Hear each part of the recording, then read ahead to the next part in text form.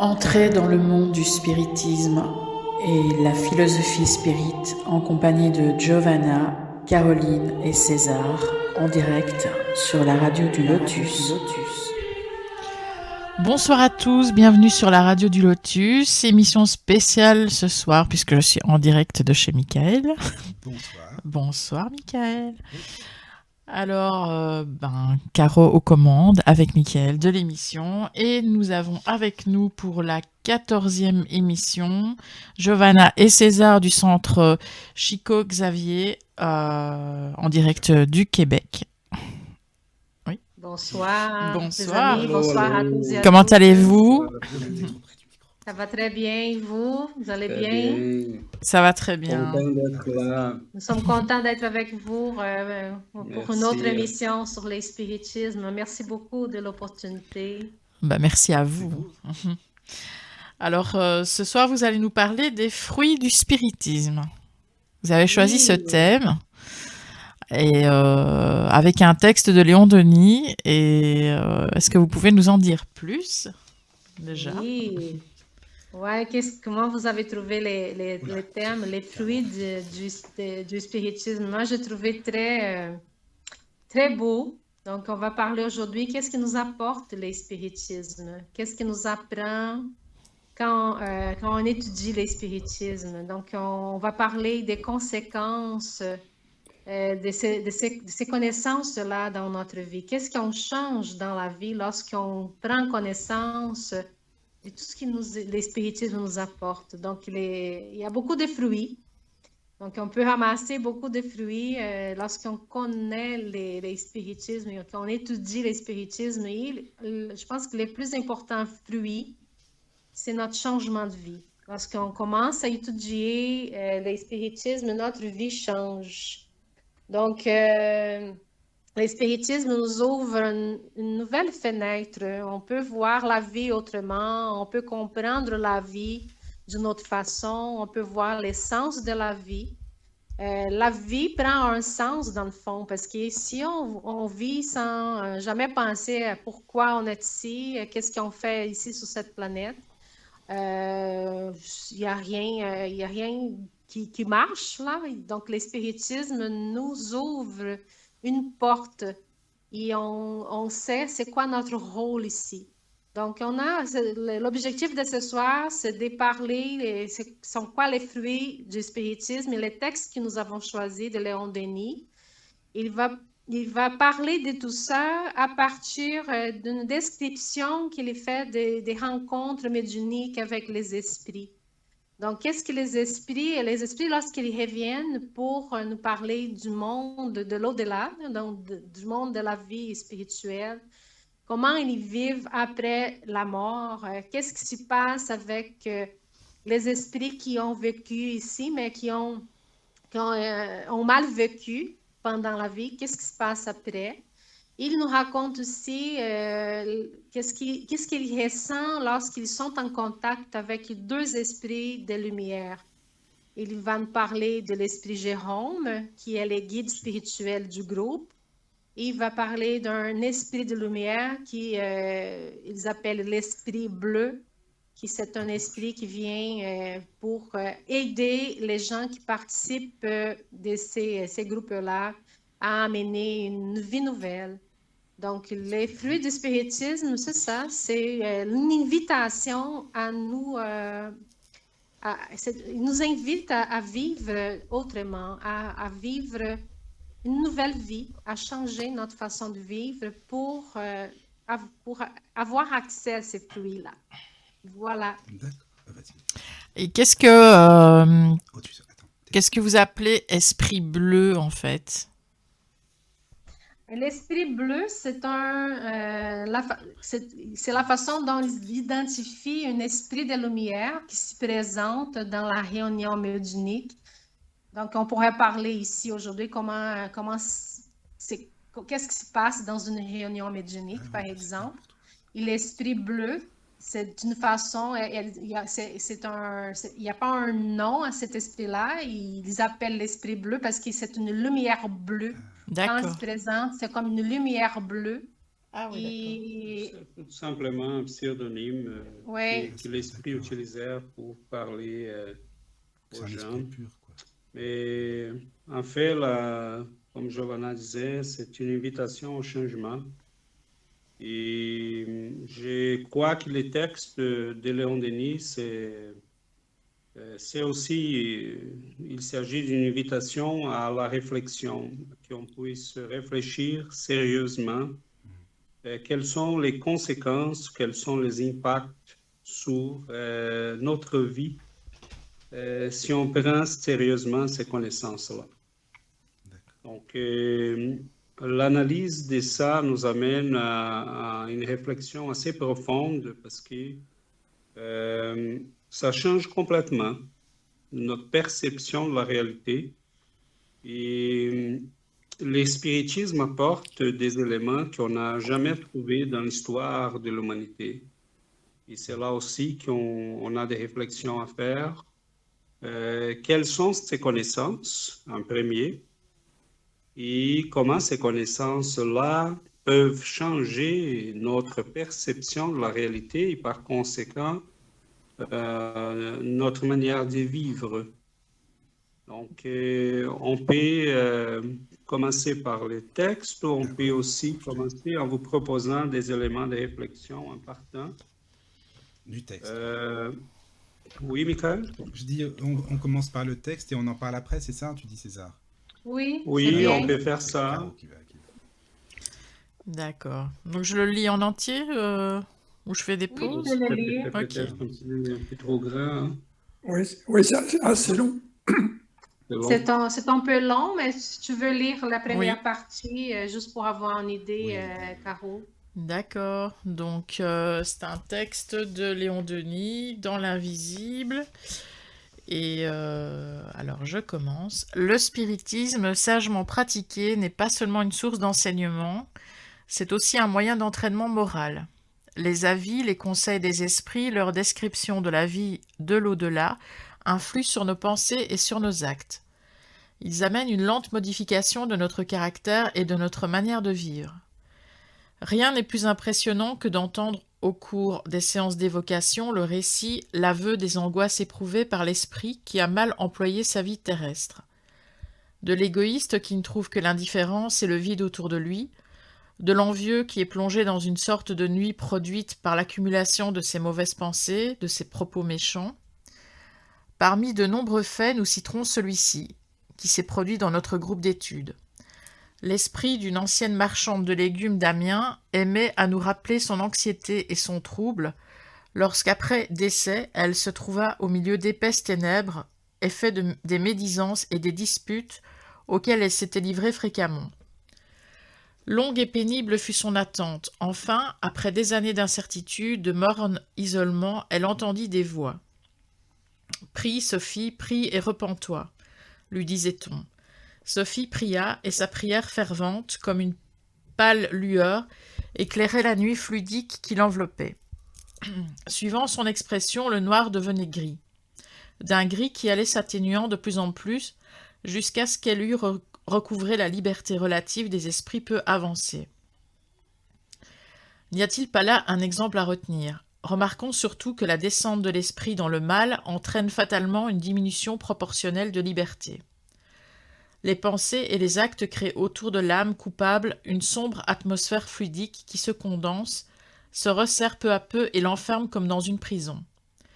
Nous voyons sur terre une application de cette loi d'équilibre moral et de justice dans les infirmités cruelles, la privation des sens, les paralysies prolongées qui souvent sont les conséquences du passé, la répercussion lointaine des fautes commises.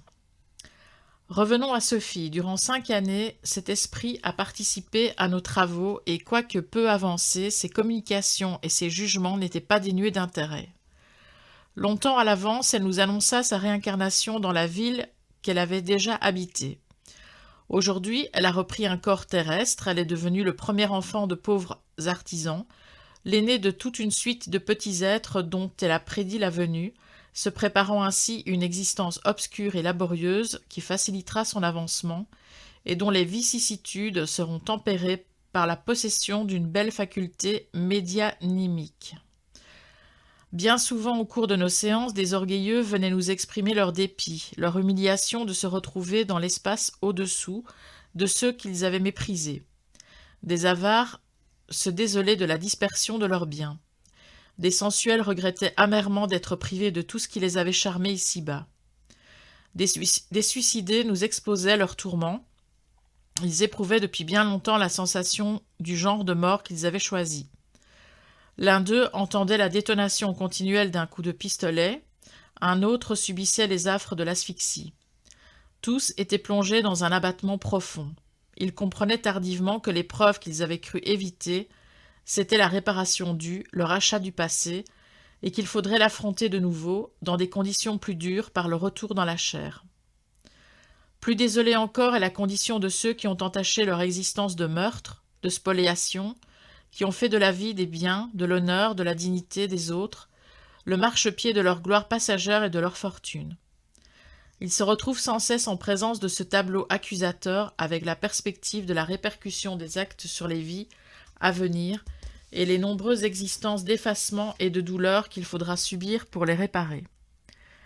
Mais au-dessus de ces plaintes, de ces aveux troublants, à l'issue de chaque séance, s'élevait la voix de Jérôme, notre guide, qui dégageait les conséquences de ces révélations, faisait ressortir les grandes lois de la destinée et montrait les voies du repentir et de la réparation ouvertes à tous. Tous, après les fautes et les chutes, retrouveront par l'épreuve et le travail la paix de la conscience et la réhabilitation. Ces enseignements, ces descriptions des récompenses ou des peines exercent à la longue une influence sensible sur l'état d'esprit des expérimentateurs. Ils les amènent à considérer la vie et ses responsabilités sous un aspect plus grave, à soumettre plus étroitement leurs actes à la règle austère du devoir. Souvent, ce sont nos proches, un père, une mère, un frère aîné, qui viennent de l'au-delà nous guider, nous consoler, appeler notre attention sur les imperfections de notre nature, nous faire sentir la nécessité de nous réformer.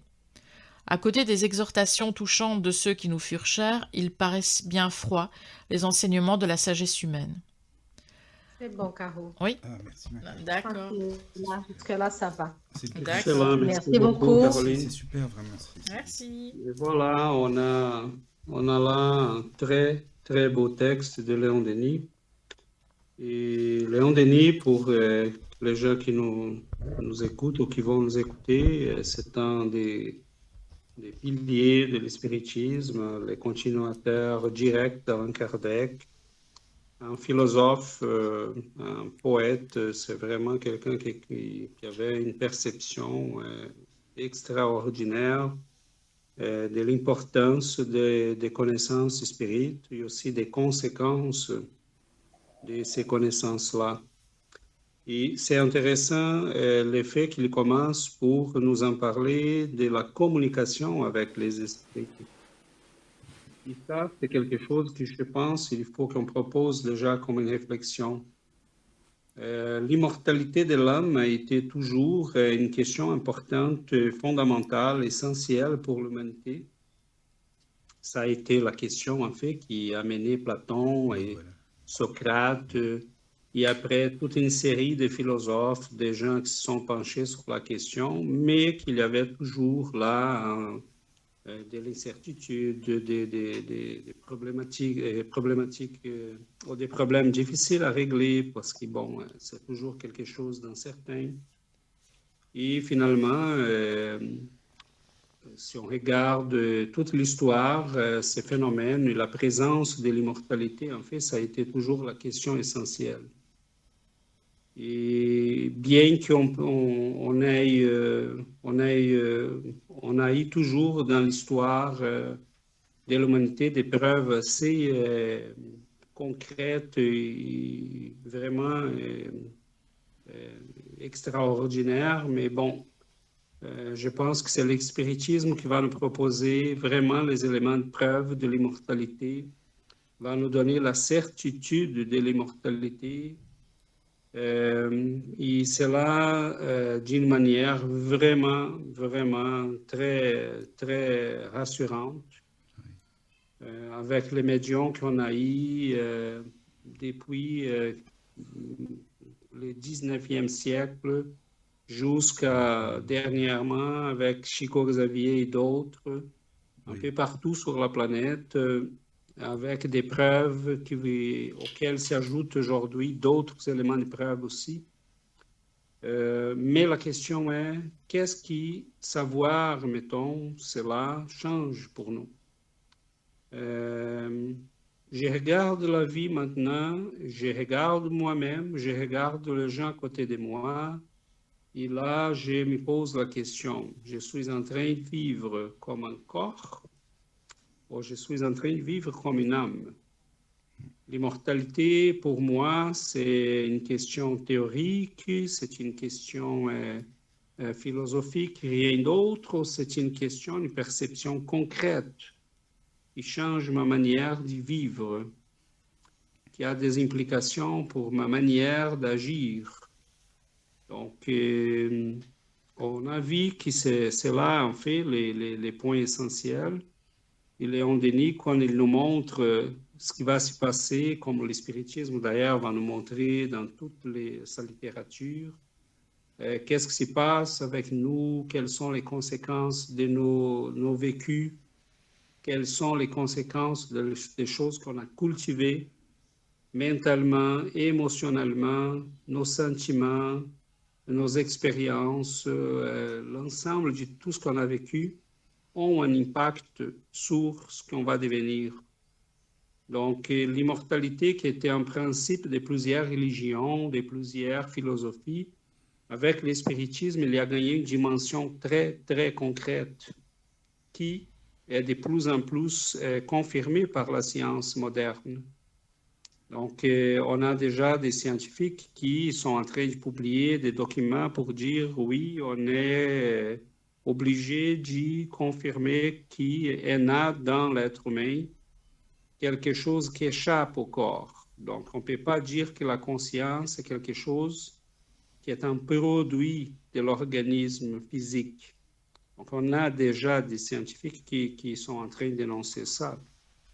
Ils ne savent pas beaucoup, mais nous, avec la médiumnité, la documentation qu'Allan Kardec nous a laissée, Léon Denis et d'autres, on connaît ça en profondeur et on sait où la science va arriver.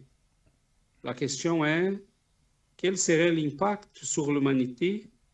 On pense très souvent à l'impact qu'aurait l'apparition des civilisations autres que la nôtre, venues d'ailleurs de l'univers, mais je me pose la question, quel serait l'impact si l'humanité était pleinement consciente de sa propre immortalité? Parce qu'il fait tout simplement la moitié de ce que nous sommes. L'être humain, pour des vrais, qui ne contemple pas sa propre immortalité, est quelqu'un qui vit tout simplement la moitié de sa vie. Donc, le spiritisme, je vois dans ce texte de Léon Denis une proposition de réflexion. Est-ce que nous sommes prêts à vivre vraiment la vie d'une manière pleine, en contemplant, en regardant l'immortalité qui est devant nous? Et comment cela change pour nous notre manière de vivre, d'agir, de réagir, d'agir dans le monde? Donc, on a là quand même une grosse réflexion à faire. Ouais, si je peux contribuer aussi, quand on pense à l'immortalité, et on commence, et cette connaissance, si elle change notre vie, on ne pense plus seulement à cette vie-là. Parce que normalement, on se prépare pour les prochaines 10 années ou les 20 années de notre vie. On pense à la retraite. Donc, des fois, on passe la vie à penser comment on va vivre notre vieillesse. Donc, on s'y prépare pour ça.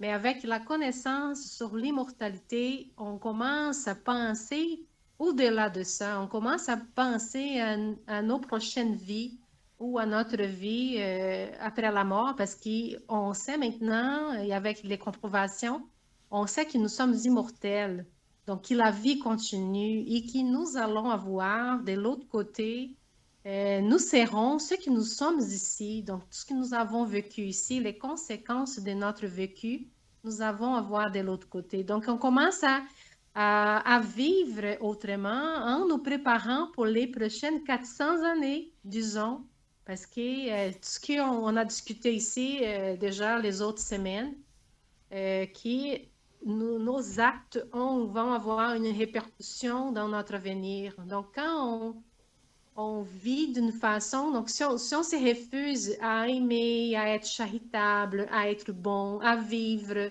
d'une façon équilibrée, si on ne prend pas soin de nos pensées, de notre énergie, tout ça va avoir une répercussion sur notre vie future.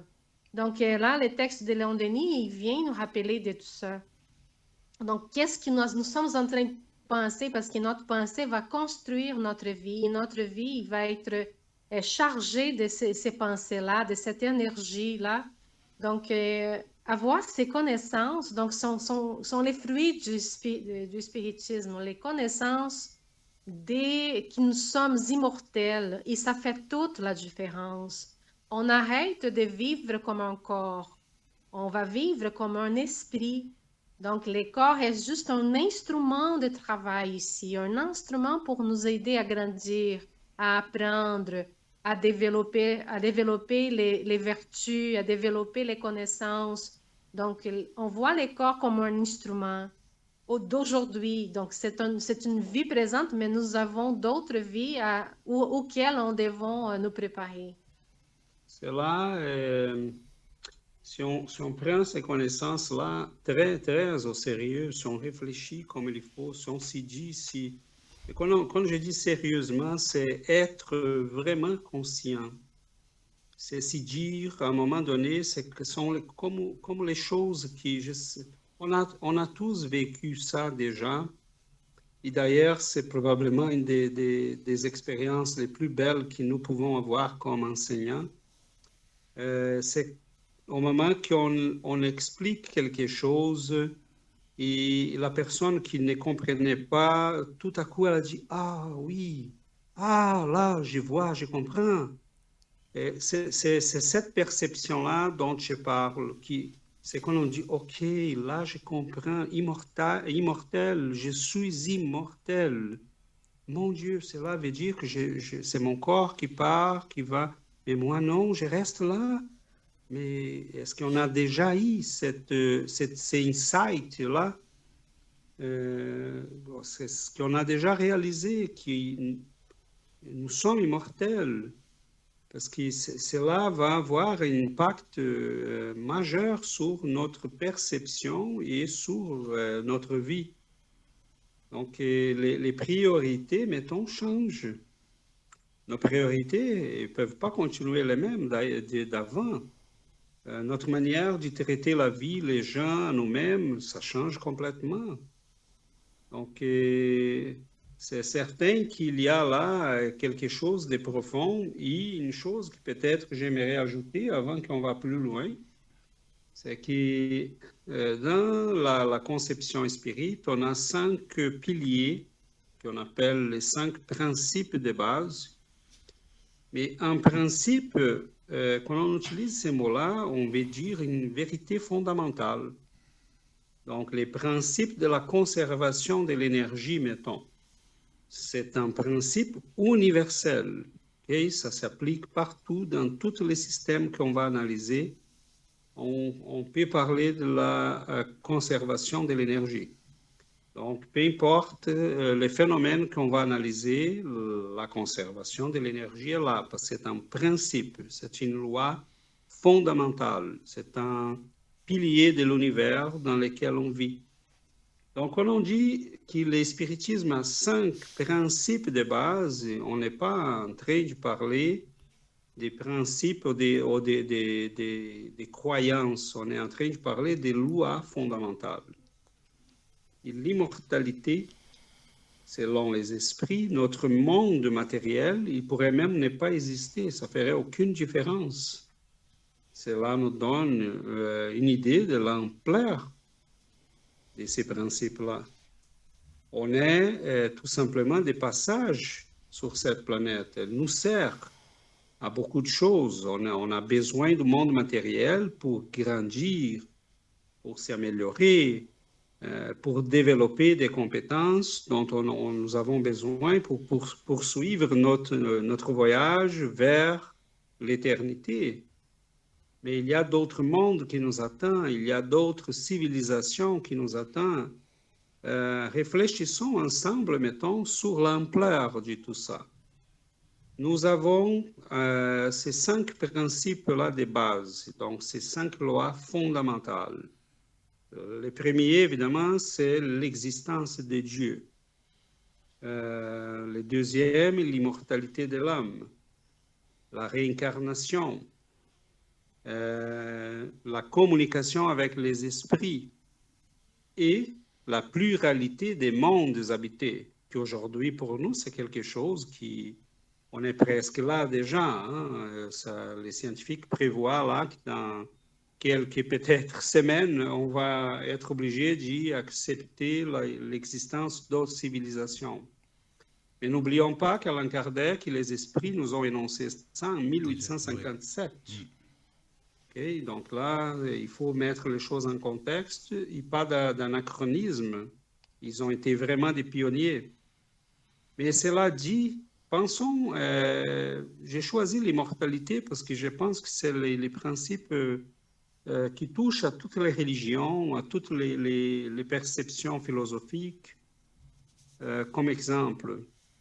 Mais cela veut dire que si on fait l'union de l'immortalité de la réincarnation, cela veut dire on a vécu peut-être en Égypte, en Inde, peut-être en Chine. On a traversé tous ces siècles-là déjà. C'est pour ça que ces cultures, ces civilisations-là nous en parlent plus ou moins à chacun de nous. Pourquoi une personne se sent tellement attirée par la Rome des Césars et des empereurs ou par les Celtiques? Donc, nous, on a traversé tous ces milliers d'années-là, on a vécu toutes ces expériences. Ces civilisations sont apparues, on les a vues apparaître, on les a vues grandir, on les a vues mourir. Et nous, on est toujours là. Donc, c'est là la beauté de cette chose. Nous sommes la chose importante sur cette planète. Un être humain, pour plus petit qu'il soit, pour plus insignifiant qu'il soit, il est plus important, lui tout seul, que toutes ces civilisations-là qui sont déjà passées.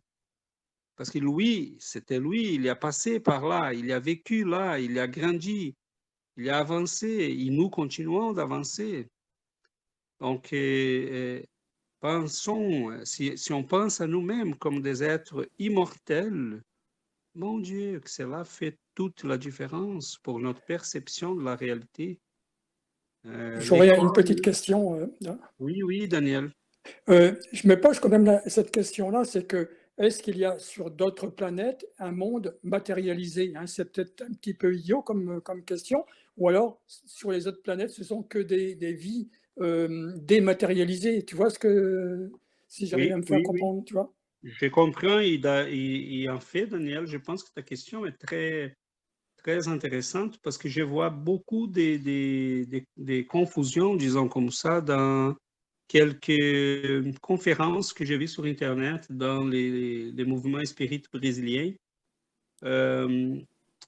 Mettons, il y a des livres, la mère de Chico Xavier, elle a écrit les deuxième livre, en fait, de Chico Xavier, c'est un livre reçu par sa médiumnité, c'était sa mère, l'auteur, et elle a raconté sa visite à la planète Mars, en disant qu'il y avait là une civilisation et tout ça, et évidemment, elle faisait référence au plan spirituel Bien sûr. de cette planète-là. Mais c'est certain qu'il y a, c'est sûr et certain qu'il y a d'autres planètes qui ont un type de vie matérielle qui correspond à la nôtre. Pas exactement la même évolution biologique, pas nécessairement la même mais auquel on va bientôt probablement entrer en contact. D'ailleurs, selon les données qu'on a, c'est fort probable qu'on a déjà eu des contacts. Tout simplement, les gouvernements, selon ce on va en parler de ça à un moment donné dans nos émissions aussi, mais c'est un dossier assez large. Ouais. Il y a beaucoup d'informations nouvelles qui sont en train de sortir, mais mettons, récemment, j'ai lu un document, une publication et ça, c'est quelque chose à dire aussi. Avant, on disait ça dans des blogs et des gens bizarres.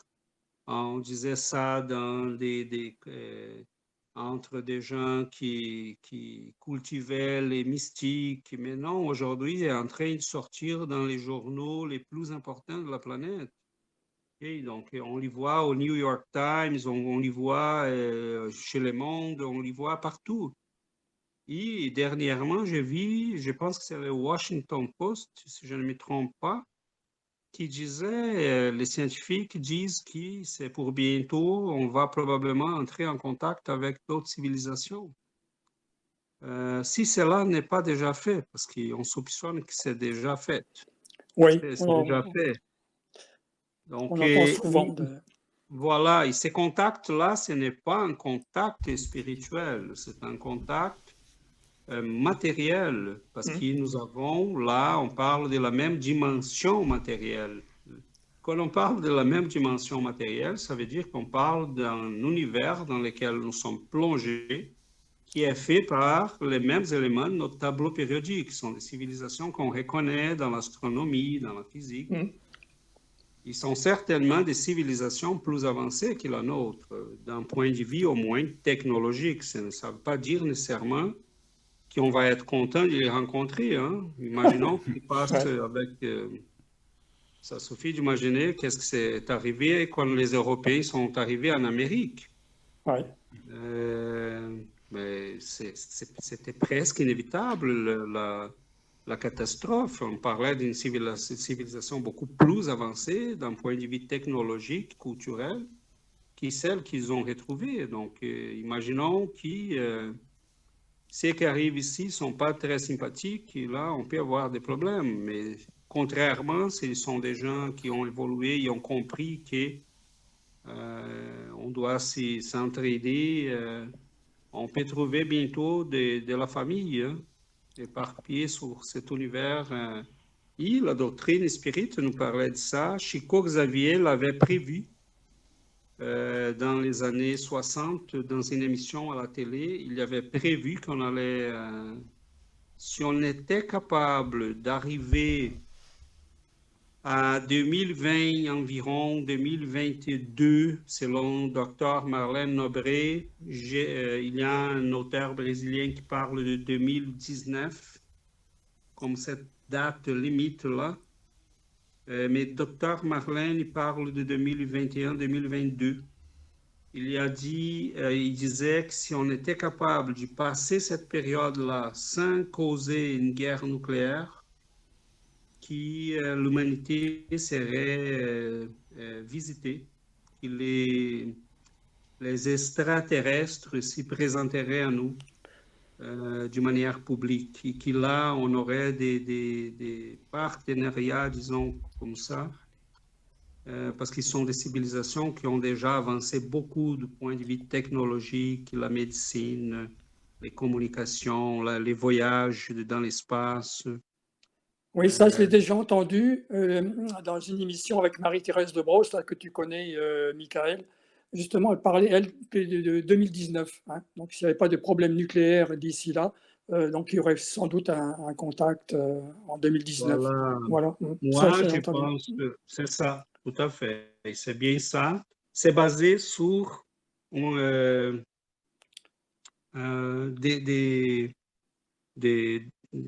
émission qu'on a eue au Brésil aux années 60 avec Chico Xavier et avec des informations qui nous viennent aussi d'un auteur qui était très ami à Chico Xavier et qui nous raconte dans ces émissions-là que Chico lui avait dit, précisé plusieurs choses, que si on était capable d'éviter une guerre nucléaire et de s'y tolérer mutuellement, il ne disait pas aimer, s'y tolérer mutuellement. Il parlait des gouvernements des pays les plus développés. On serait peut-être on aura peut-être un avenir assez beau, mais disons, moi, je suis toujours un peu, pas pessimiste, mais je dirais qu'il ne faut pas fêter trop rapidement parce qu'on a beaucoup Des choses à régler. des choses à Oui, régler, ouais, on ouais. a beaucoup de problèmes, on a là des menaces de guerre nucléaire qui commencent à se pointer à l'horizon. On voit dans le Pacifique des situations compliquées. Et bon, on pourrait en parler, mais ce n'est pas l'objectif Non, de notre émission. Mais pour dire que la fenêtre, encore, je pense qu'on est de la fenêtre des temps, on est là encore. Et donc, c'est pas, disons qu'en 2019, oui, mais je pense qu'on pourrait mettre là en plus ou moins 5. ouais. Mais tout à fait, Daniel, il y a comme il y a aussi des esprits qui se sont communiqués avec Allan Kardec qu'il a publié dans les revues Spirit, quelques-uns même en utilisant Camille Flammarion comme médium, donc un astronome très reconnu à l'époque d'Allan Kardec en France Oui, oui, et oui, en oui. Europe, et qui parlait de la vie en Jupiter, en Saturne, mais il parlait évidemment de la vie spirituelle, Oui, bien sûr. qui sont des planètes habitées par des communautés spirituelles, parce que physiquement, sont des planètes qui, d'un point de vue terrestre, ne sont pas capables de maintenir la vie. Cependant, qui sait-on de l'univers? On ne sait rien. Mettons, il y a des... Je ne sais pas si vous avez vu récemment les petits garçons russes qui se rappellent ses vies sur la planète Mars. Il disait, non, on a vécu là, on a une civilisation, on a une guerre nucléaire, on s'était enfoui dans les sous-sols. Il y a des gens là encore, il y a bon, est-ce qu'il y a, là, il parle quelque chose qu'on va bientôt être capable de vérifier, on ne sait pas. Mhm. Mais c'est bizarre parce que c'est un garçon qui, à l'âge de 1 an, était capable déjà de lire. À 2 ans, il parlait, sa maman était une médecin. Elle disait, je trouvais bizarre parce que là, il me nommait toutes les lunes de toutes les planètes du système solaire que moi, je ne les savais pas. C'est pas mal ça. Ah Je oui, suis d'accord. allé me renseigner. Et là, Et il c'était vrai. commence à raconter qu'il était pilote des naves spatiales qui se promenaient dans le système solaire, qu'il habitait sur la planète Mars. Et c'est un garçon qui a un développement spirituel aussi assez considérable parce Ah oui. qu'il sent la douleur des gens. Il est capable de dire aux gens qu'il rencontre, il a déjà mis pas mal de gens dans l'embarras parce qu'il dit, écoutez là, monsieur, il faut que tu arrêtes l'alcool, il faut que tu arrêtes de tromper votre femme, il faut que... quand il y a quelque chose de mauvais qui va se passer d'une ampleur assez considérable, sa maman dit qu'il passe très mal, il le sent. Donc, on est en train de s'ouvrir pour des possibilités c'est là que je vois que le spiritisme était très beau avec son pionniérisme parce que dans une Europe du 19e siècle qui était complètement matérialiste ou presque, qui Dieu était banni de la vie des gens, qui l'immortalité de l'homme était comme de la folie. Parler de réincarnation était quelque chose de complètement fou. C'est là que je regarde ce qu'Allan Kardec a fait, ou des gens comme Léon Denis et d'autres, et je me dis, mon Dieu, qu'ils étaient vraiment des vrais missionnaires parce qu'ils nous ont fait regarder la vie avec une perception qui n'était pas celle de son époque. C'est là qu'on voit les missionnaires, c'est là qu'on voit la personne qui est capable de voir au-delà de son époque, de son temps. Et je trouve ça fantastique parce qu'ils ne sont pas courbés aux impositions de son temps. Ils ont dépassé son temps et tout ce qu'ils ont dit est en train d'être confirmé. Et tu vois, là, on parle de civilisations extraterrestres, on parle de la vie sur d'autres planètes, mais tout ça, on les trouve dans la revue Spirit. Donc, je pense Je- qu'on est en face d'une connaissance qui, mon Dieu, il faut que cela puisse être amené à tout le monde, qu'on puisse partager ça le maximum possible. Parce que... J'ai regardé le livre dans l'invisible hein, de Léon Denis, mais c'est vrai qu'il y a pas mal de chapitres que je vais m'empresser un petit peu de lire parce que ça aborde des sujets qui sont bien, il explique pas mal hein, quand même. C'est fou hein, quand même. Il a été écrit en 1900, je sais plus, 1903, je sais plus. Je raconte Oui, peut-être, non, 1911, je ne sais plus. oui, c'est au Mais début c'est du vrai que 20e. c'est ça. Donc, c'est vrai qu'il y a des chapitres très, très, très intéressants, connaissance de la technique à l'époque, etc. C'est là que j'ai vu, par contre, la vitesse de la lumière. Là, il marque 3000 km alors que c'est 300 000. Mais je me demande à quelle époque on a pu mesurer cette vitesse. Je me souviens plus du tout, hein, d'ailleurs, quand on a Oh, pris connaissance de cette variable, quoi, de vitesse de la oh, célérité de la lumière.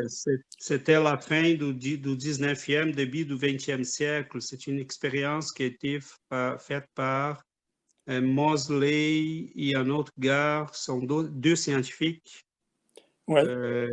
qui ont fait, en utilisant un truc très, on dirait, assez simple, mais c'était au début du 20e siècle qu'on a eu l'information. Mhm. Et au début du 20e siècle, on a eu quand même des choses considérables. Ah Hein. oui, On a après, eu ça a des été vite, hein. Oui, avancements. oui. Après, sur Toute la physique quantique va apparaître dans les 30 premières années du 20e siècle. ouais. On a des développements là qui s'y tiennent jusqu'à la théorie de la relativité d'Einstein aussi, Ouais. et qui s'est fait dans ces 100 ans-là, et 100 quelques années qui sont passées déjà. On n'a que des confirmations de tout ce qu'ils ont laissé. Donc, la science, là, on avance. La biologie aussi a eu des avancements très, très Mhm. consistants, très... C'est vrai que les scientifiques, on sent qu'il y a des changements chez eux. Hein.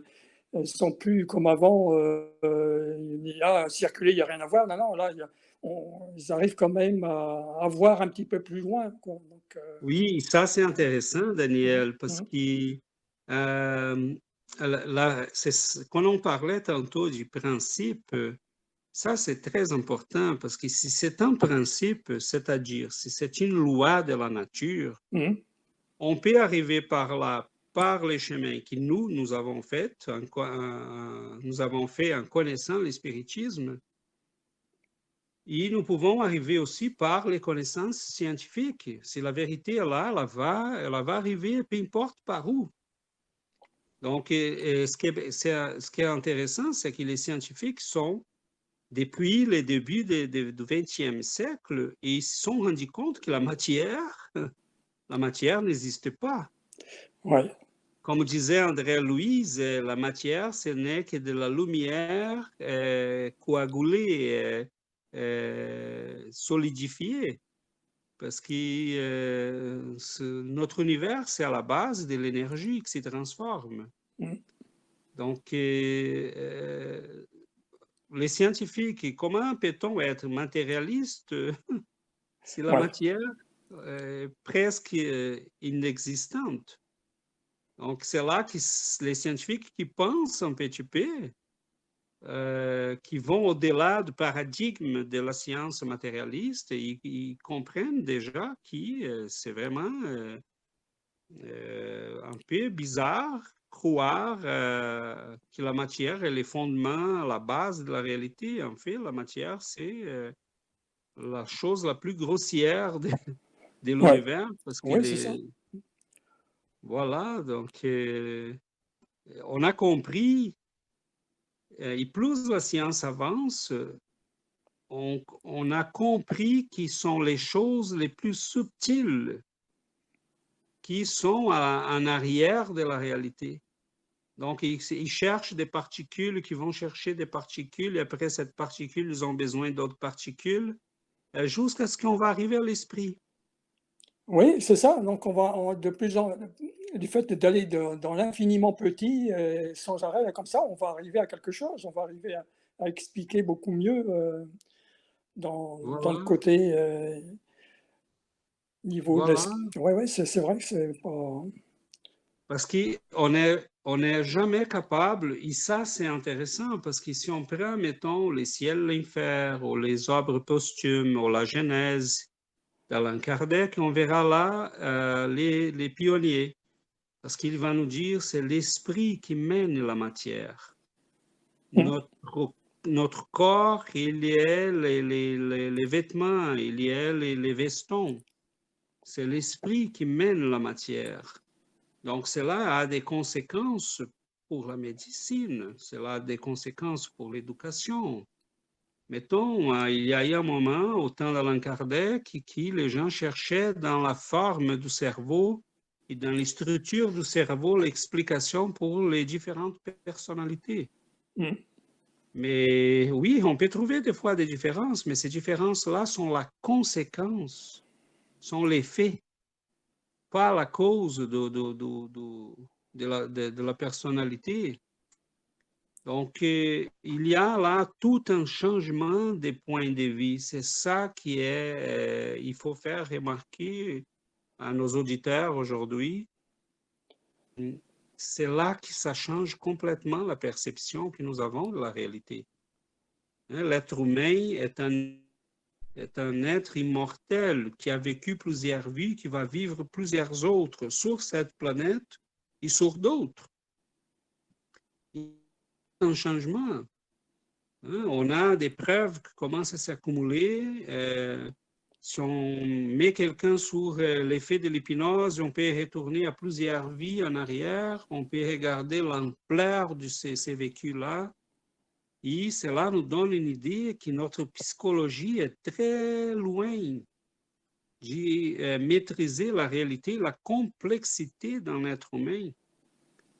Imagine qu'est-ce qui s'y passe dans l'esprit d'un être humain. Et on a vécu comme des nobles, comme des pauvres, comme des femmes, comme des hommes. On était, comment? Des esclaves. On était des esclaves, on était des patrons, on était c'est certain que tous ces vécus-là sont dedans nous. Donc, c'est très complexe, c'est très riche. On est vraiment au début de l'exploration de tout ça.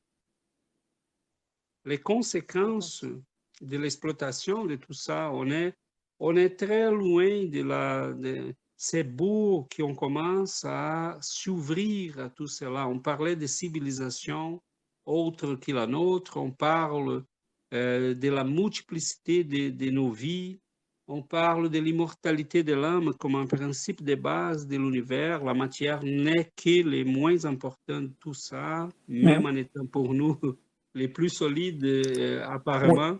Pour le moment, étant incarné, bien sûr. Oui, voilà. Mais c'est là qu'on commence à voir qu'on a des maîtres qui nous ont dépassés, qui ont compris cette réalité-là et qui ont vécu en fonction de cette réalité-là. Donc, on en voit un Socrate, en 400 avant Jésus-Christ, qui s'y laisse tranquillement être condamné à la mort, mais qui n'a aucun désespoir, qui lui prend très tranquillement. Là, on voit quelqu'un qui a compris la chose. Donc, si on regarde,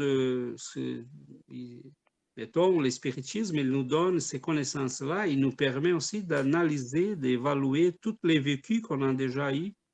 Mettons, je peux comprendre presque la totalité de tout ce qui se passe dans les évangiles, parce que là, j'ai des connaissances me permettant d'évaluer, d'analyser, de comprendre au moins en partie les phénomènes et les expériences qui sont là. Donc, l'immortalité de l'âme, mettons, c'est quelque chose qui on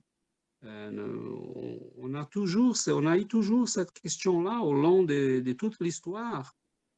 C'est Là, vrai. finalement, on commence à voir des réponses. On a, depuis 1857, avoir des réponses très solides. Quand on voit la médiumnité dans Chico Xavier, des milliers de lettres reçues dans des réunions publiques qu'il connaissait personne, et avec des détails qui sont, même la famille ignorait. Donc là, on a la preuve de l'immortalité. Et cela, ça fait depuis le début du spiritisme. Donc oui, il y a eu de la médiumnité tout au long de l'histoire humaine, mais on ne savait pas c'était quoi. On ne comprenait pas. Et même, on trouvait dans certaines périodes, on faisait brûler les médiums, on disait, bon, vous êtes des fous, vous êtes des démons, des sorciers, des sorcières.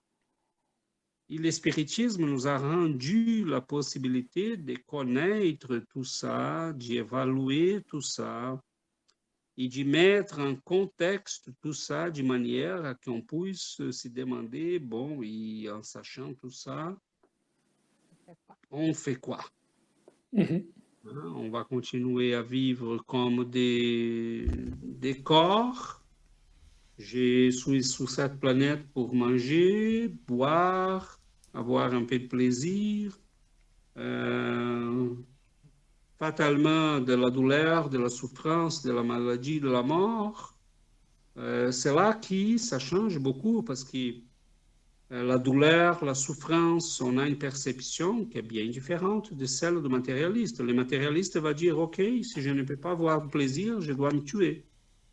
Le suicide est toujours la solution et la réponse. C'est évidemment la plus malheureuse de toutes les réponses, parce que ça nous amène complètement dehors de la réalité. Donc, si je comprends que la douleur a un rôle à jouer, les expériences qu'on a vécues, les souffrances, les déceptions, tout ça fait partie de notre croissance personnelle. Ce ne sont pas des malheurs qui nous atteignent simplement parce que c'est le hasard et la vie est mauvaise. C'est tout simplement de l'apprentissage, de la croissance. On est en train d'évoluer, donc cela va finir. Cela, à un moment donné, c'est fini. On va continuer. On a d'autres étapes qui vont venir. Et les gens pourraient dire, oh, mais les gens qui pensent comme ça sont des gens malheureux, sont des gens... Non, on est là, on est bien, on est correct, on est tous bien, on est en santé, on est parfaitement bien, on travaille, nos familles. Non, c'est tout simplement la logique. Si on étudie un petit peu, on voit que la vie va beaucoup au-delà de ce qu'on est capable de voir, de percevoir, et même avec la science que nous avons, elle est très limitée si on pense à la complexité de la réalité. Les choses, hein, comme votre compatriote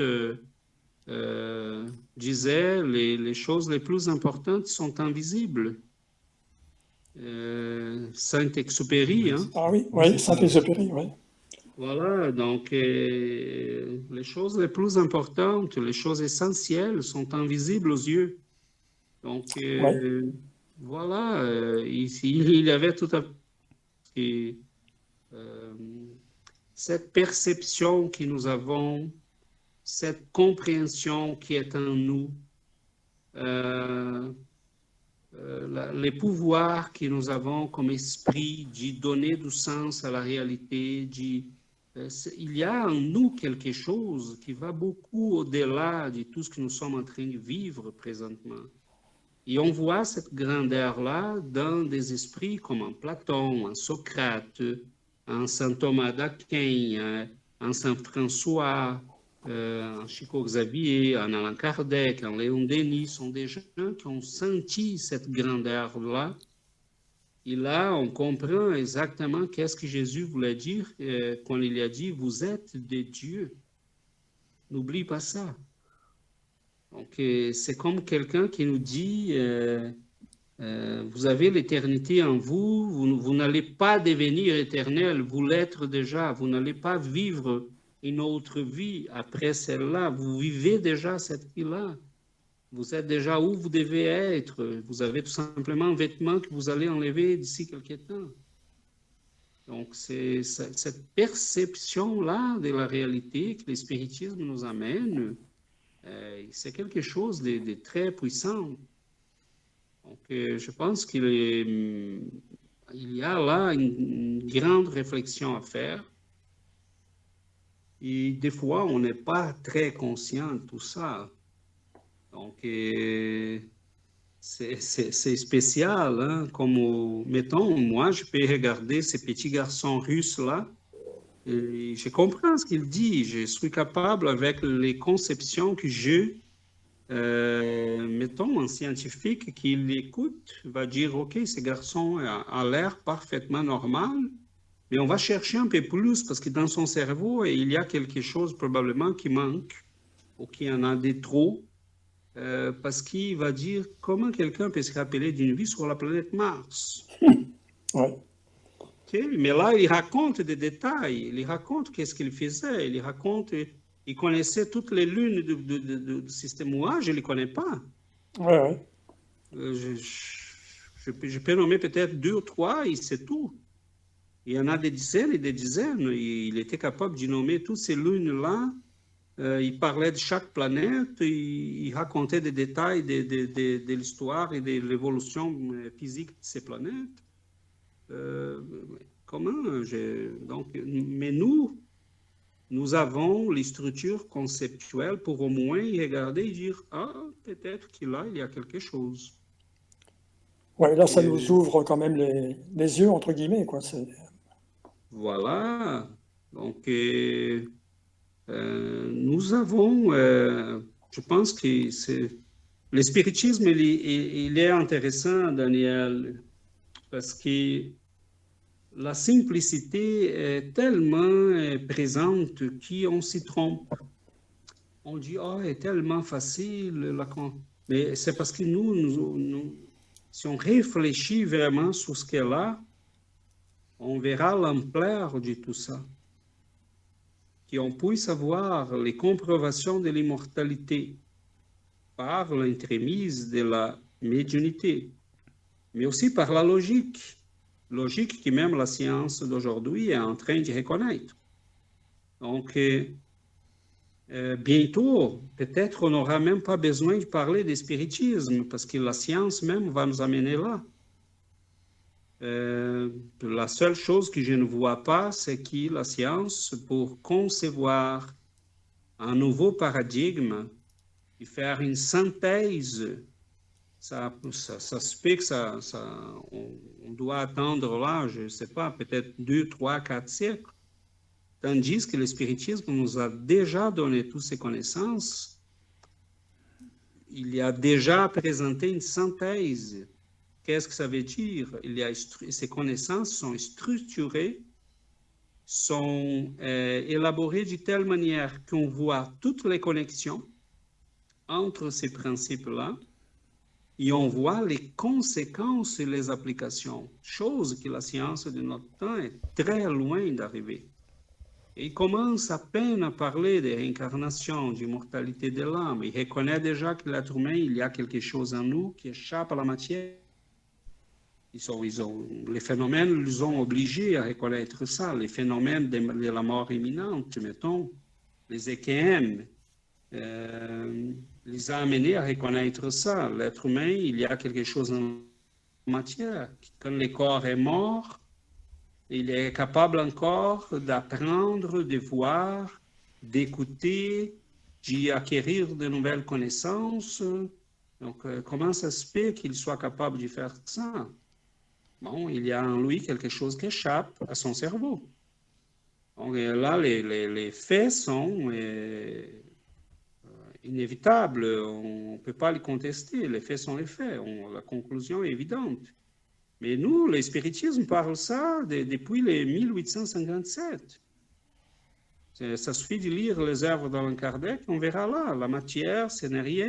L'être humain, c'est un esprit qui habite un corps La mémoire se divise dans une mémoire présente et une mémoire qu'on a gardée, qui a été bloquée lors de la réincarnation, mais qu'on peut débloquer facilement dans des événements qui, bon, là, on va rentrer dans d'autres discussions.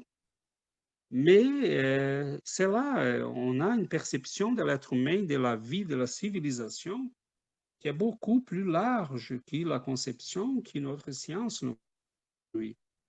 Et c'est là que je pense que ça vaut la peine des émissions comme celle-ci, parce qu'on est en train de suggérer au moins aux gens qui nous écoutent ou qui vont nous écouter, qui Ouais, regardent. c'est ça le plus important, hein. Donc, c'est pour les auditeurs, pareil, la réflexion. Donc, toujours essayer de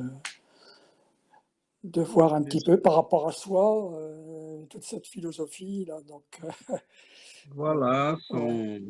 sont des choses qui sont des réflexions qui nous amènent et qui ça peut nous servir. Mettons, lisons les livres, prenons le temps d'étudier. Tu parlais tantôt du livre Dans l'invisible.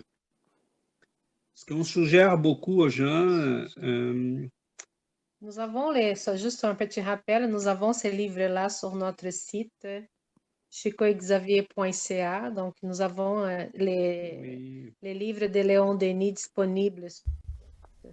ce qu'on suggère beaucoup aux gens, c'est d'y mettre en place des groupes d'études euh, sans les compromis d'être...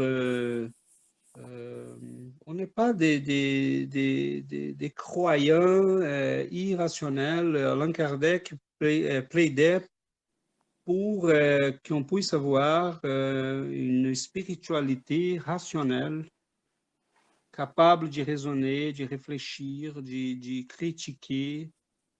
Et c'est ça qui est important. Donc,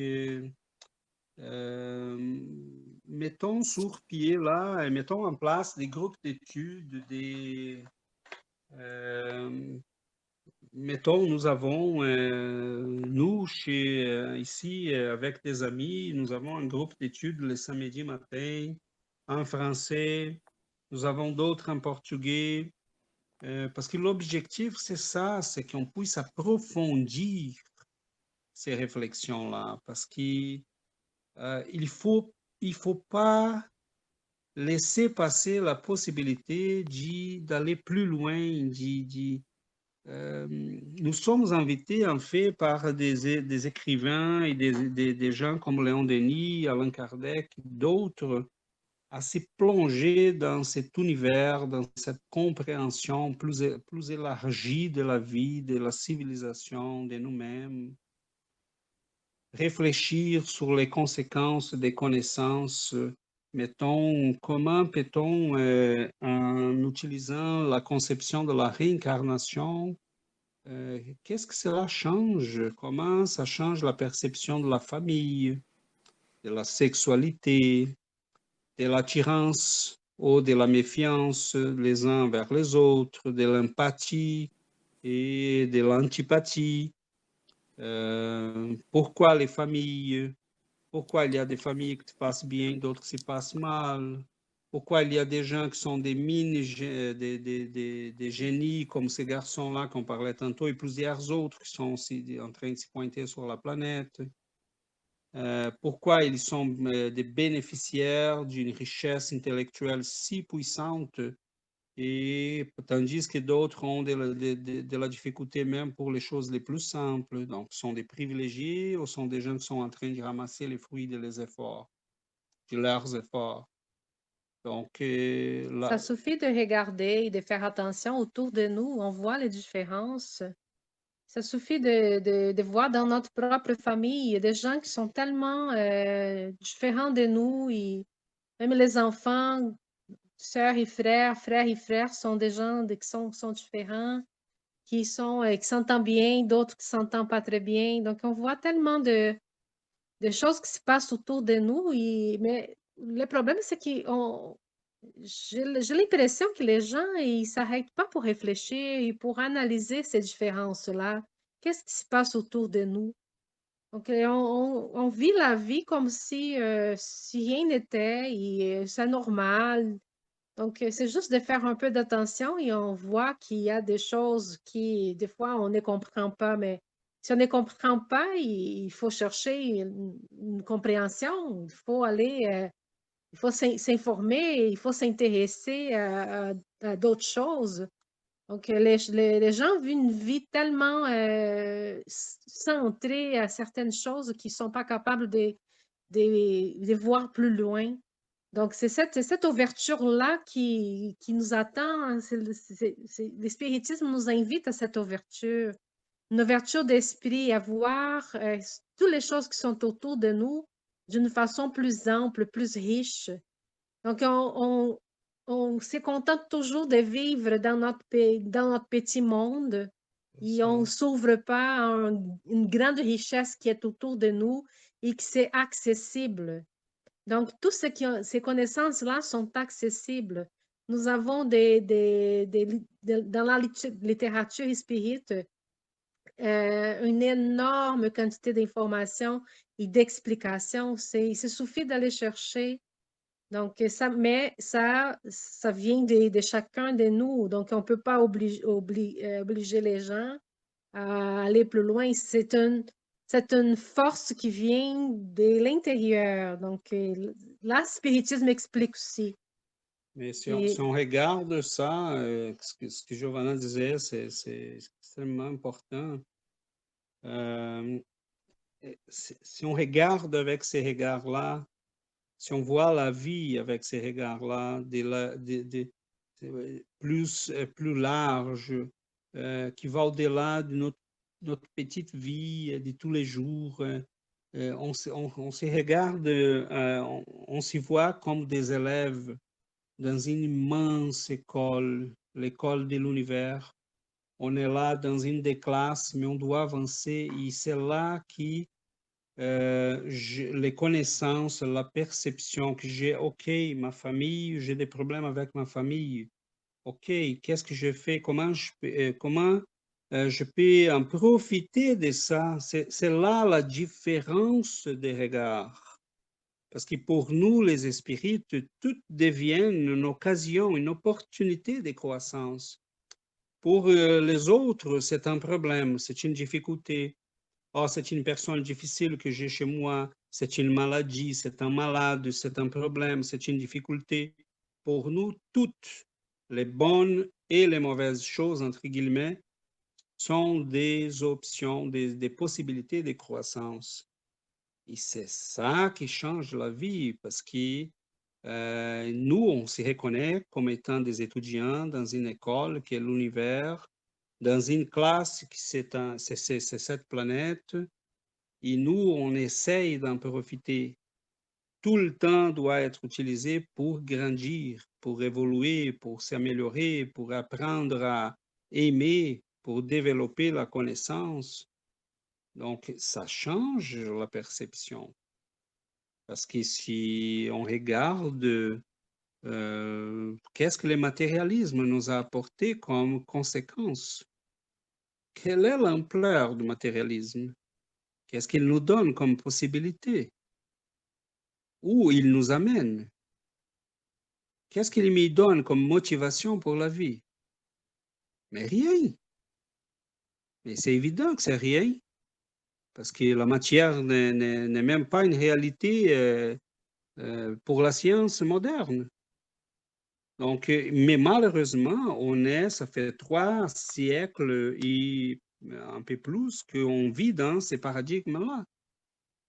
Donc, les universités forment les gens dans cette conception, même la psychologie, même les sciences psychiques forment les gens en disant, bon, vous avez là quelque chose dans l'être humain, on va classer les gens, l'esprit humain, c'est comme ça, mais pour plusieurs de ces écoles-là de psychologie, l'esprit humain n'est qu'un produit du cerveau. Mais disons qu'ils sont pas mal loin de la réalité, hein. Donc, on comprend que la science va se développer doucement, pas à pas. Il y a une logique dans la méthode scientifique. C'est naturel, il avance comme ça, c'est un pas à la fois. On veut certifier des choses. Mais Allan Kardec nous a présenté une synthèse merveilleuse, OK? On peut avoir une qualité de vie merveilleuse, on peut changer notre vie, on peut changer notre perception, on peut changer la manière de regarder la réalité, et cela fait une énorme différence, vraiment une énorme différence. On comprend pourquoi les choses se passent dans notre vie, on comprend, Et on en profite. on en profite pour apprendre. Donc, une souffrance, une perte d'une personne aimée, tout ce qui nous arrive, on a un regard différent et ça nous amène à apprendre, à vivre d'une façon qui nous amène à aller plus loin. Donc, je pense que nous qui connaissons le spiritisme et on commence à s'intéresser par ces connaissances-là, il faut qu'on parle de ça aux gens, il faut que les gens sachent, il faut inviter les gens à étudier. Donc, j'insiste toujours sur mes pages, sur les pages sur Facebook, l'Instagram. J'invite les gens à venir étudier parce que c'est très intéressant de voir la vie autrement, de ne pas juste planifier les 2 prochaines années de notre vie, notre prochain voyage, parce que les gens passent à planifier les prochains voyages ou où on va souper la fin de semaine. Donc, la vie des gens s'est réduite à des petites choses sans jamais penser grand, sans jamais penser à la réalité. Donc, il faut que les gens commencent à s'intéresser à ce genre de sujets, d'en discuter, de poser des questions. Donc, c'est pour ça qu'on insiste à inviter à venir étudier avec nous. Nous avons un groupe d'études où on en discute, où les gens posent des questions, où on a l'occasion de parler des choses qui sont importantes pour nous et pour notre croissance. Donc, Et on doit se poser la question, hein, vous qui nous écoutez là, vous avez deux options là. Vous pouvez dire ces gens-là sont folles, sont fous. ou Ces gens-là sont des fous et sont complètement en dehors de la planète. Ou s'ils ont raison, nous sommes en train de vivre vraiment d'une manière très, très, très incohérente. Donc, nous, on peut présenter des arguments et des preuves, mais je demande aux matérialistes de me donner des preuves de la matière. Pensez-y. On n'a même pas un moyen de prouver que la matière existe. Demandons des preuves. Et parce que ce qu'on touche, on a toute une logique que je ne vais pas entrer dedans, mais je peux dire, c'est vraiment, on est en train la matière, c'est une grande illusion. OK? Convaincante, mais c'est une grande illusion. Et nous, les êtres humains, on est vraiment beaucoup plus qu'un corps. Le corps n'est qu'un vêtement qu'on utilise, qui nous sert, qui est utile, il est nécessaire, mais nous sommes beaucoup plus que ça.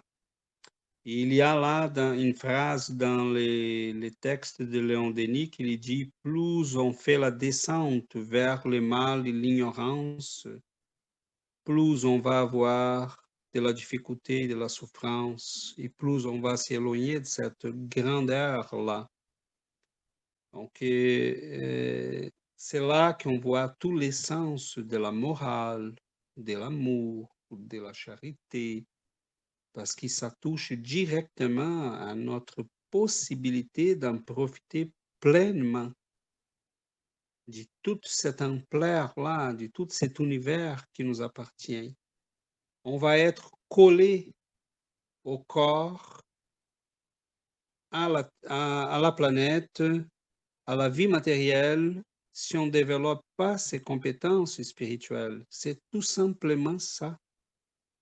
Donc, quand Jésus nous dit, vous êtes des dieux, mais vivez comme des dieux, il nous invite, il est en train de nous inviter à développer pleinement nos capacités spirituelles.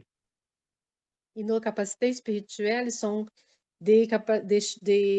quand on se développe spirituellement, on laisse tomber tous les liens que nous avons avec la matière.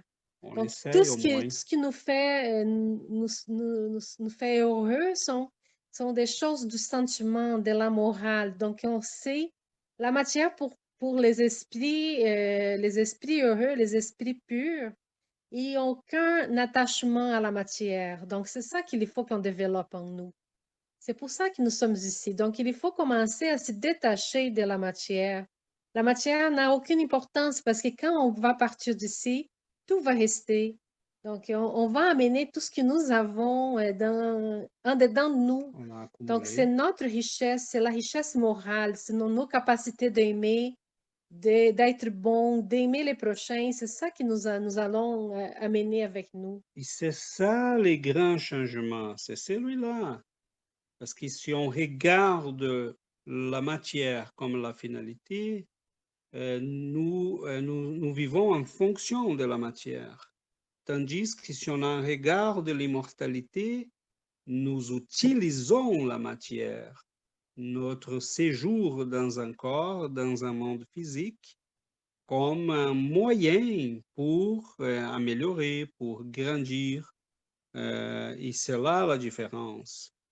Et tandis que si on regarde la matière et la vie matérielle comme la finalité, bon, la matière, c'est elle que nous vivons en fonction de la matière. Donc, c'est comme vivre la moitié de ce que nous sommes. On s'y contente de très peu, quand on pourrait regarder les choses d'une manière beaucoup plus large. Donc, voilà, je pense que on a quand même... J'aurais une petite question. Le centre Spirit, là, donc à Sherbrooke, là où vous êtes, ça concerne combien de personnes? Oh, ça dépend. On a des réunions qu'on peut avoir 25, 30. Il y a d'autres comme les samedis, que c'est pas beaucoup. On a 10 peut-être. Environ Ça 10. varie, Ça peut varier parce qu'il y a des semaines qu'il y a des gens qui vont, tout le monde va être là. Il y a des semaines qu'on a moins de monde. Et concernant la gestion, est-ce que c'est tout des bénévoles ou comment c'est organisé? Oui, on a une organisation dans le sens qu'on est... Mais nous sommes tous des bénévoles, Daniel, on est D'accord. un organisme non lucratifs. non lucratif Ouais. avec nous fonctionnons tous avec des bénévoles. Donc, c'est pas un organisme qui demande des paiements ou des choses comme ça. Oui, je comprends. Sont vraiment des bénévoles. Comme ça, c'est un peu comme fonctionne la logique au Brésil. Donc, ceux qui veulent faire autrement, bon, chacun ses affaires. Nous, Bien sûr. on a une logique de fonctionnement que c'est celle qu'on a appris au Brésil. Donc, un centre spirit, c'est une communauté de gens qui ont les mêmes objectifs de croissance, d'apprentissage, de développement. Et on fonctionne avec des bénévoles. Donc, c'est basiquement c'est ça. Oh, Et on offre bien. des études pour l'instant en ligne à cause de la COVID et tout ça. Mais ça marche très bien parce que nous avons des gens qui habitent Voilà. un peu partout sur la planète. Il y a des gens qui sont au Brésil, il y a des gens qui sont ici, il y a des gens qui sont en Europe. Donc, les études qu'on fait, ça fonctionne bien en ligne. Et en fait, on a commencé ces études-là en ligne même avant la COVID, donc, parce que le Canada est un pays immense et il y avait des gens, même au Canada, qui voulaient participer, mais qui n'avaient pas de centre spirit dans leur ville. Et là, ils nous ont demandé. Donc, je pense qu'un an même avant la COVID, on a commencé à fonctionner en ligne. Et je trouve que c'est une belle, on va garder ça parce que c'est vraiment une Oui, possibilité oui. d'être en contact Quelles avec les sont, gens partout. quelles sont les matières les plus demandées, par exemple? Oh, c'est varié. On a des études des médiumnités, on a des études qui vont vraiment s'approfondir sur la médiumnité, mais on a des études sur la partie philosophique, Oui. des Sur la partie fois sur morale. la partie morale. Nous avons Euh, l'évangile au foyer. Nous avons l'évangile au foyer les dimanches soirs, pour l'instant en portugais. Nous Mhm. avons les études en français, nous avons les pages sur Facebook en français et en portugais. Nous venons d'y commencer la page en espagnol euh, parce que nous avons des amis ici qui sont avec nous, qui parlent espagnol, qui sont Mais vous avez des Non, donc c'est ils études, varié, sont. c'est bien varié quand même, hein. il y a des Oui, études oui, sur c'est un YouTube aussi. petit groupe, mais des gens qui sont de plus en plus impliqués et qui commencent à avancer. Donc, l'évangile en espagnol va commencer cette semaine. Mais La vous avez page est des... déjà sur les groupes Facebook et les Ah oui, groupes c'est ça. WhatsApp. Ah, Tout ils ont un ça a groupe été WhatsApp. déjà mis en place. Donc, Mais c'est un groupe WhatsApp en français ou non? celui-là, on a pour les études en Oui. français, on a les groupes Messenger, hein. Oui. On a, parce Ah qu'en oui, Europe, d'accord. pas en Europe, hein, Je ne sais pas pourquoi nous avons fait les je ne sais pas messengers. pourquoi, mais Ah oui. on va peut-être le faire en français Ça serait bien aussi. sur On a WhatsApp. les groupes en espagnol et les groupes WhatsApp en espagnol Ah oui, pour la communication d'accord. des gens qui participent. Mais si vous le faites en français sur WhatsApp, moi je veux bien parce que c'est adapté avec la synthèse vocale pour nous, WhatsApp. Ah, C'est pour parfait, c'est ça. bien Oui, de le c'est bien. savoir. Je vais Oui. proposer à notre groupe Ah, de c'est faire les sympa. Faire un changements WhatsApp. Ça serait bien, vraiment. Si WhatsApp. vous pouvez, ça serait Ouais. super. Ouais, vraiment. Oui, c'est ça. Donc, l'objectif, on n'a pas on fait pas des rêves qu'on va voir 300 personnes. On Non. sait qu'étudier, c'est toujours pour très peu de monde. Oui, oui, c'est ça. Mais il y a la chaîne Mais on YouTube aussi. insiste. C'est ça, non? Il y a une chaîne On va, YouTube. On on invite. Des invite. On fois, invite, ouais, c'est ça. il y a toujours quelqu'un qui est intéressé Oui, et qui nous écrive, qui viennent voilà, pour oui, c'est ça. Voilà. participer. Mais C'est notre bien ça. objectif, c'est de parler de la doctrine, De présenter ses présenter les connaissances. connaissances, D'accord. de faire en sorte que les gens sachent où chercher les Oui, c'est informations. ça, oui. Donc, Mm. notre objectif, c'est de faire connaître les spiritismes aux gens. Oui, oui, oui, c'est Donc, important. C'est bien ce que vous faites, vraiment. Non, non, C'est pas c'est très parce très beau, hein. Ouais, Très ouais, très c'est beau ce que vraiment vous bien. faites, hein. Vraiment. Oui. Voilà, et merci, mais on n'est pas des fous du spiritisme, on est tout simplement, si quelqu'un me montre demain quelque chose de mieux, bon, tant, excellent, Oui, oui, oui, j'échange. non, mais vous n'êtes pas Mhm. fermé, bah Mais oui, c'est sûr. voilà, mais pour l'instant, j'ai rien vu qui me plaît autant et Oui, oui, oui. qui a répond. autant, qui me répond autant et qui a une logique si solide. C'est ça. Donc, Je comprends. comment, Michael? Non, non, je J'ai dis, pas t'as entendu. raison, c'est solide, oui, ce qu'ils expliquent, ça c'est vrai, moi aussi, hein, je suis d'accord Voilà, avec toi, ouais. voilà, donc...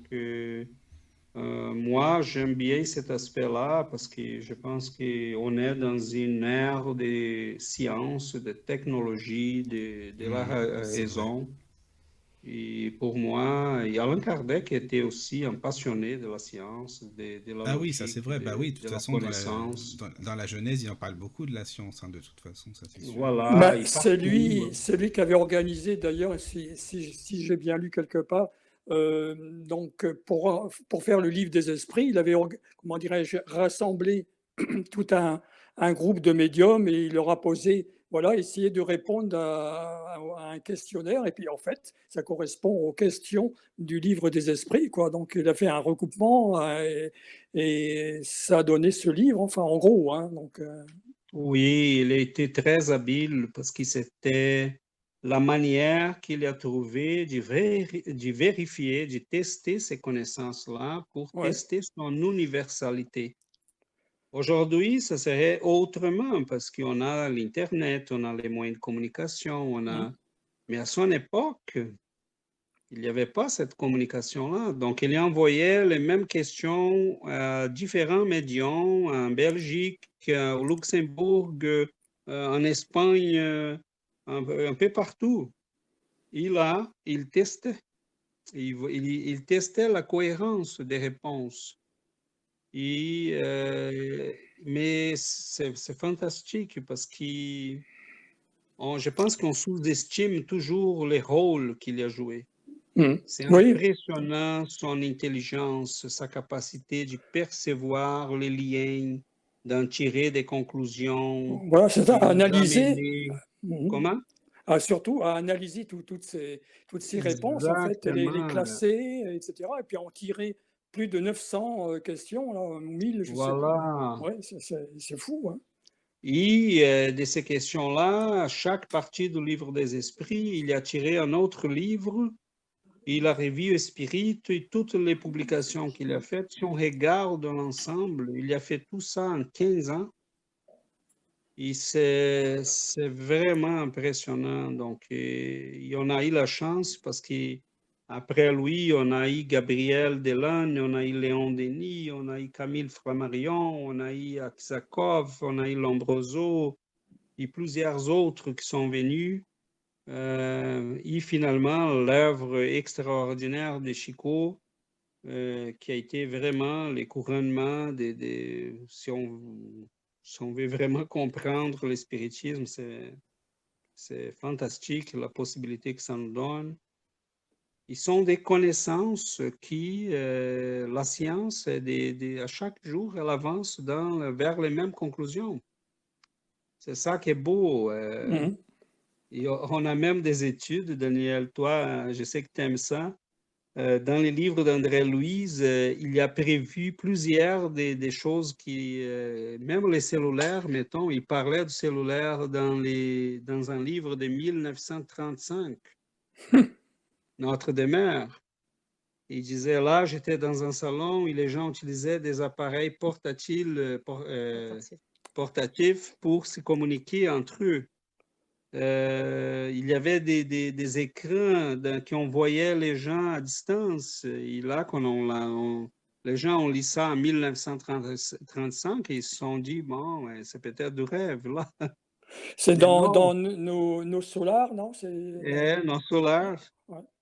Donc, des appareils volants, il raconte des choses-là que nous sommes en train de construire. Donc, quand on dit que notre monde est une image de ce monde-là, mais en lisant ces livres-là, on comprend très bien.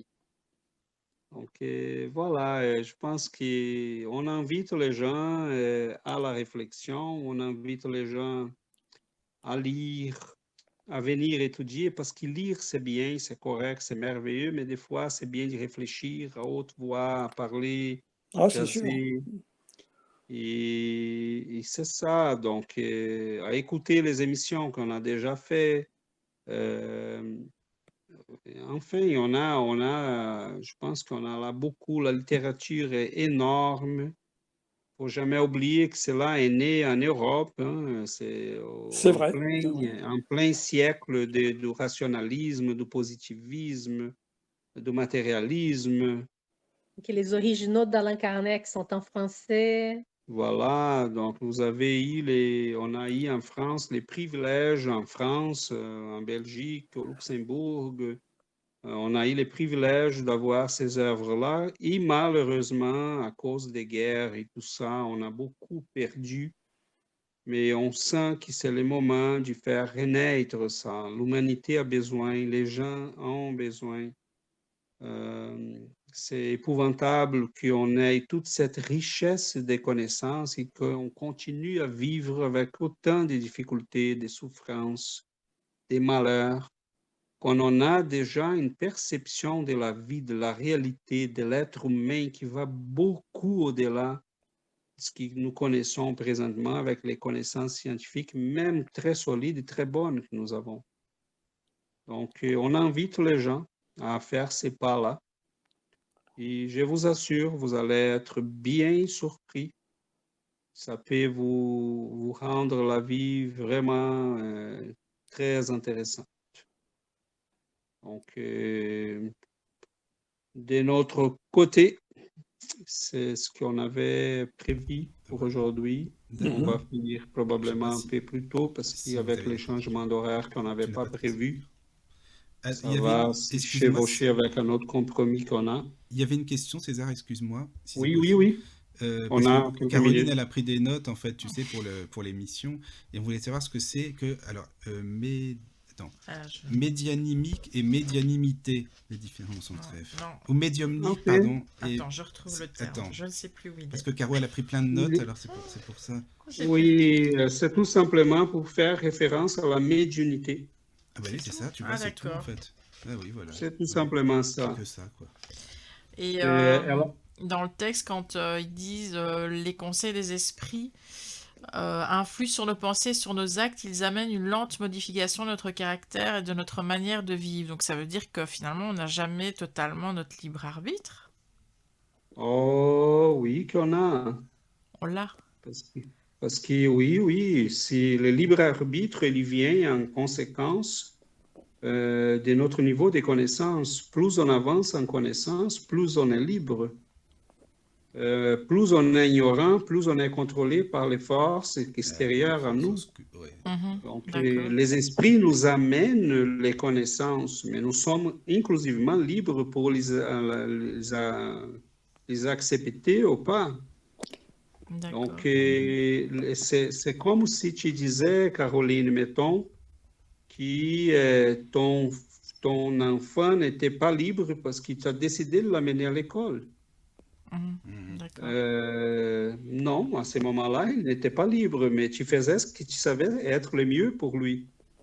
Donc, les esprits supérieurs, ils nous amènent ce qu'ils savent être le mieux pour nous, mais nous sommes libres. Et plus on est capable de se développer, et d'avancer, et d'apprendre, plus on va être vraiment libre. Parce que plus on connaît, plus on maîtrise les lois, plus on est vraiment libre.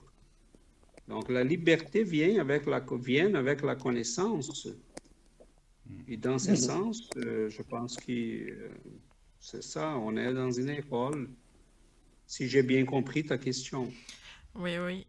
Et je me demandais aussi, dans le texte, donc la descente de l'esprit dans le mal entraîne finalement une diminution proportionnelle de liberté. Ah, voilà, parfait. Cette phrase-là, je pense qu'elle est vraiment superbe. Plus on va s'éloigner, plus on plonge dans l'ignorance volontaire, plus on s'y met dans cette descente du mal, plus on va être bloqué parce qu'on perd les droits et on ramasse les conséquences de nos actes. Donc, c'est pas que Dieu va nous punir, c'est tout simplement les conséquences de nos actes. Je me suis mis dans une condition qui bloque ma liberté. Si j'ai agi contre la loi, qu'est-ce qu'on fait avec les gens qui agissent contre la loi dans notre monde? On les met en prison. Et ça implique une perte de liberté. Tu étais libre pour agir, mais tu n'es pas libre pour les conséquences. Tu dois les accepter. Donc, si on s'y plonge dans un monde d'ignorance, bon, la conséquence, c'est le manque de liberté. C'est comme quelqu'un qui pourrait savoir comment fonctionne, mettons, la médecine, l'hygiène du corps, les traitements médicaux, et tu dis non, je préfère vivre sans ces connaissances. Mais qu'est-ce que tu feras quand tu vas tomber malade? Ta liberté va être bloquée parce qu'il t'a refusé la connaissance ou t'a refusé de l'appliquer. Donc, ce n'est pas de la punition, c'est tout simplement la conséquence. Et c'est beau ça, parce que c'est exactement l'inverse de ce qu'on se disait tantôt. Plus on avance en connaissance, plus on devient libre, vraiment libre. Pourquoi les esprits supérieurs qui ont compris ça se sont détachés de la matière, des passions, de la violence, de la colère, parce qu'ils ont compris que tout ça, c'est restreindre notre liberté. Si on veut vraiment être libre, il faut couper ces liens-là, il faut surpasser, il faut dépasser ces limites.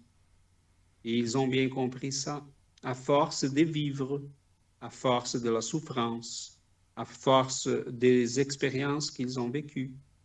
Donc voilà, je pense que c'est beau ça comme vision, parce que ça revient à nous. C'est pas Dieu, c'est pas les autres. Notre malheur ou notre bonheur, notre joie, ça vient à nous, ça nous revient. C'est notre compromis, notre mission. Voilà, C'est notre choix d'évoluer ou pas, quoi. Donc, exactement. Et on va vivre avec les conséquences. J'ai publié une question de Les Livres des Esprits ce matin qui parle exactement de ça. La question 967. En quoi consiste le bonheur des bons esprits? La réponse, connaître toutes choses, n'avoir ni haine, ni jalousie, ni envie, ni ambition, ni aucune des passions qui font le malheur des hommes. L'amour les unit. L'amour qui les unit est pour eux la source d'une suprême félicité. Voilà. mhm. C'est ça. Donc, je pense que les esprits supérieurs, nous, et qui viennent par la médiumnité, par ces messages-là que nous recevons à chaque jour ou qui nous ont été transmis par des écrivains, des philosophes comme Allan Kardec, Léon Denis et autres, ils sont comme les gens qui se sont libérés de la prison et qui viennent pour nous dire, vous pouvez aussi, vous autres, vous êtes emprisonnés, vous êtes des esclaves, vous vous rendez même pas compte, mais regardez, regarde l'univers, regarde la vie, regarde la liberté, vous pouvez être libre. Et je pense que c'est ça, c'est l'amour de ceux qui ont déjà avancé, qui viennent pour nous aider. C'est l'amour de ceux qui ont déjà surmonté, ont déjà passé par là, qui viennent pour nous montrer le chemin. Ils connaissent déjà les chemins, ils savent qu'on peut être plus heureux ce que nous sommes présentement. Donc, ça change complètement la perception de la réalité, quand on regarde la vie comme ça. Il y a un sens, une logique, une beauté qu'on n'a pas dans une perception matérialiste. C'est vraiment horrible que quelqu'un puisse vivre et croire que sa vie est son corps et la matière qui l'entoure. Donc, le spiritisme nous montre une réalité complètement au-delà de ça. Et j'aime bien parce qu'elle est très logique, très cohérente, très solide. Et la science de notre monde ne fait que prouver et confirmer ces perceptions-là que nous avons déjà depuis 1850. Est-ce qu'il y avait d'autres questions, Michael, Caroline, Moi, non, je sais pas, Caro, Daniel? toi. Non, de mon côté, c'est bon. Moi, j'en ai César, une. merci. Il y en a- Quand on dit dans le texte l'âme coupable, donc avec le sombre atmosphère, une sombre atmosphère fluidique qui se condense, ça veut dire que les personnes qui ont justement cette, enfin, je sais pas si je peux dire l'aura ou l'âme, enfin, en tout cas, qui Oui, sont oui. lourds, qui sont denses, ils se réincarnent, enfin, ils sont amenés à se réincarner beaucoup plus, enfin, ou En pas. fait, là, on a plusieurs phénomènes qui sont impliqués. Léon Denis, quand on nous raconte ça, il nous dit quelqu'un qui arrive au plan spirituel avec cette condition-là, qui venant aux réunions médiumniques s'était rendu compte de sa condition, parce que les amis spirituels et les gens du groupe lui disaient, Sophie, prie, prie, Sophie, répands-toi. Donc, elle avait cultivé un mode de vie très enragé, très méfiant. Et là, bon, on s'y rend au plan spirituel avec l'atmosphère fluidique spirituelle, ou l'aura, comme tu l'as dit, qu'on a bâti pour nous-mêmes. Et pendant les processus de ces 5 années-là de réunion, elle a changé, elle a évolué, elle a progressé, elle a planifié sa nouvelle vie. Et là, elle a revenait par une autre incarnation pour chercher ce que nous cherchons tous, l'évolution, le progrès, l'amélioration. Donc, c'est là qui est beau. Nous avons toujours une possibilité. Même que la vie soit finie, la vie présente, on continue. Si on a d'autres opportunités, on va avancer toujours. La question pour nous est toujours, pour nous qui savons déjà ça, la question est toujours, il faut qu'on s'y presse. Il faut qu'on avance, parce que nous savons ça déjà. Cette femme, elle arrive au plan spirituel et elle s'était rendue compte là-bas de sa condition malheureuse. Toute sa vie sans penser aux conséquences de ses actes, à ce qu'elle cultivait. Elle ne s'était jamais rendue compte de son atmosphère psychique. Mais transposons ça pour notre vie, à nous autres. Tout ce qu'on pense, qu'on sent, qu'on vit dedans nous, tout ça est en train de s'exprimer dans notre énergie. Et cette énergie-là, c'est ce que nous amenons avec nous au moment que c'est fini notre corps. Donc, on va être exactement ce qu'on a cultivé. On va être ce qu'on a bâti pour nous-mêmes. Mais c'est merveilleux de savoir ça déjà. Contrairement à cette femme, nous pouvons arriver au plan spirituel avec une condition améliorée, dans une condition moins pénible, plus conscient. Donc, nous pouvons avancer plus vite, en profiter du moment qu'on va être là pour apprendre d'autres choses, pour avancer, pour planifier de nouvelles vies, pour grandir en croissance. Donc, la vie, c'est cette école merveilleuse dans laquelle nous sommes tout le temps, qu'il soit dans la matière, qu'il soit dans les plans spirituels, on avance.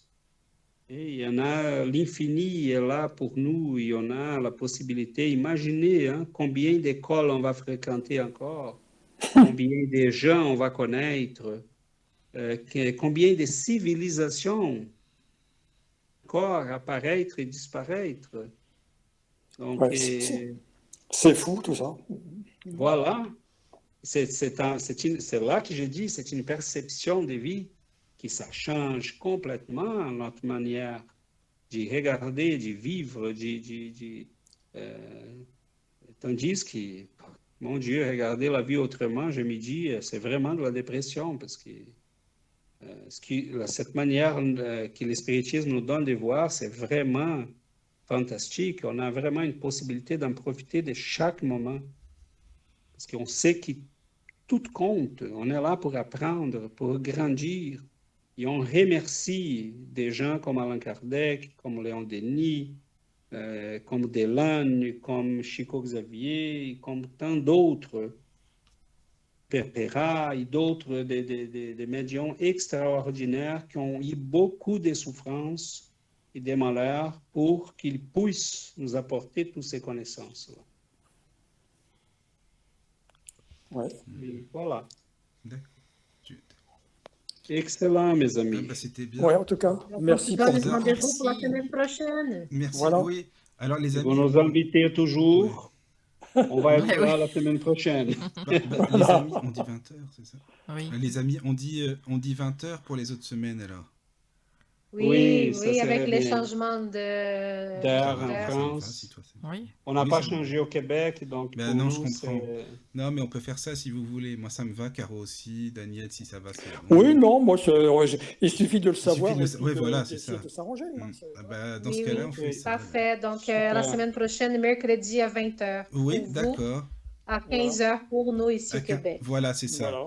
Eh ben, on fait ça, les amis. Merci c'est beaucoup. super. Merci beaucoup Merci. de votre compagnie aujourd'hui. Merci Voilà. des questions, merci des commentaires, c'est super. Merci Ça, beaucoup. c'était bien. À bientôt, alors. À bientôt, Merci. hein. Bientôt. Oui. Bonne soirée. nuit. Bonne fin de soirée. Merci. Entrez dans le monde du spiritisme et la philosophie spirit en compagnie de Giovanna, Caroline et César en direct sur la radio du Lotus.